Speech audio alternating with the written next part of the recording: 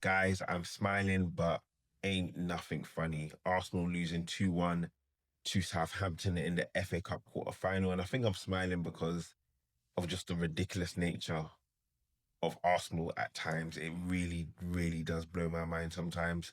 Seeing what we put out game after game recently has been less than desirable. And again, disappointing.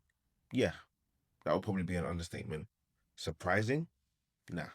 Not at all. I looked at this game, even though it was a favourable draw for Arsenal. Let's not forget we had people celebrating this game, and potentially rightfully so, in the sense that on paper this is one of the easier oppositions that Arsenal could have faced. However, Southampton are in great form under their new manager. They're continuously growing in confidence. They caused Fulham a hell of problems. Arsenal struggled against Mansfield, so why be overconfident, overzealous when we've already shown you we can't dominate lower league opposition? That's a problem for Arsenal. Not even lower league opposition. Arsenal, and someone said it perfectly on X.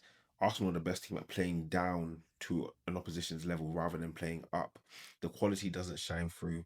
We don't see players hitting or exceeding a level that you would expect. This is an Arsenal team, and I'll just go through the lineup. Jesus up front. Who needs to see that? I definitely don't.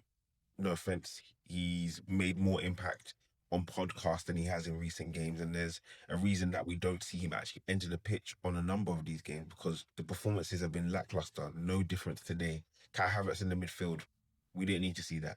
We didn't need to see that. Martinelli and Dalman on the wings. Dalman was the best player on the pitch for Arsenal, in my opinion, driving the ball forward.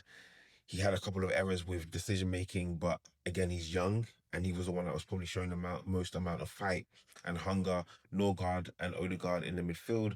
Odegaard looks like he was doing a lot, but really wasn't. Like, he was the one that lost the ball for the first goal Arsenal conceded, backheeling it when there's really no reason to do that. Just silly moves or silly decisions being made for no reason with no benefit for the team. Lewis Skelly and Ben White, fullbacks. Ben White had a nightmare game. Again, was a massive contributing factor to Arsenal conceding that goal. Mistimed his header, and Southampton were able to score. Miles Lewis Skelly finally getting minutes, but again, him and Ben White haven't played enough this season to get up to a level where you'd expect consistent and high level performances. Gabriel and Mosquera at the back, and then Kepa in goal. I mean, Kepa, please, like, let this be the end. Let this be the. I really don't want to see you for the rest of the season, and there's no reason for me to see you at the end of the season. Even playing this game, I just don't see after the Carabao Cup why we would want to see you again. But again, out of another competition, he is just somebody I just don't want to see. I'm gonna say it again. I just don't want to see it. No confidence in him, and he looks scared in goal. He actually looks scared in goal. Arsenal again went 1-0 down, a mistake at the back from Ben White. They capitalised. It took an age for Arsenal to get back into the game. Kai Havertz finds Gyokeres, who came off the bench, to make it 1-1. Arsenal were looking like they were going to push on and potentially get a winner. My confidence in that really wasn't that strong.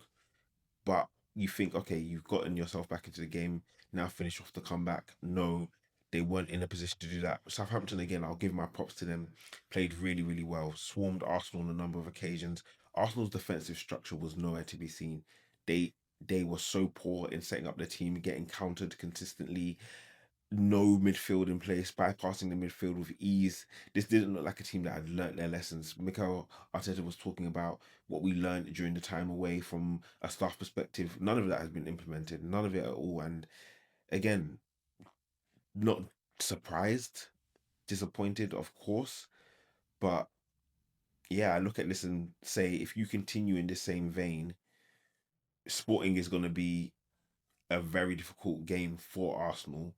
Even more than that, the game against Bournemouth, which is pivotal, now doubt shrouds around, can you get the job done? Will you be able to get the job done? Again, this wasn't Arsenal's strongest team. No one's saying that, but you should be doing way better than you have in these last two games, way better than they have. And it breeds content into a fan base that needs to be built up with confidence, a team that needs to be built up with confidence. I don't think anybody within Arsenal right now has the confidence to say 100% we are going to win the league. I mean, if you do and you believe that, great. But you drop points against Bournemouth, you lose to Man City, which is a real possibility. They win their game in hand. You're looking at a deficit of about, what, 1 point? we could be going in level with goal difference being the deciding factor. These are the things that we are talking about. It's not done. As Kobe said, job's not done. And with a season like this, again, for me, as we've been progressing, I said a double is the minimum. Quadruple, I never really thought we were in a position to win that. If you'd won the Carabao Cup, that sets its own kind of element for Arsenal to progress off the back of that. But quadruple, no. Treble, no. Double was a minimum for me. In the position that we are or we were in, a double was a minimum. And is it achievable? Yes. Do I think it's going to happen? No. I think Arsenal need to make sure that they leave this season with the Premier League and end the run in the Premier League as strong as possible. Because results like this, results in the Carabao Cup, they can damage a fan base. They can damage the way a season has been looked back by that fan base and by others. And for me, it's just win it, see it out, win in style, win impressively, win with confidence. Because if you don't, this will be one of the worst seasons that Arsenal have ever experienced.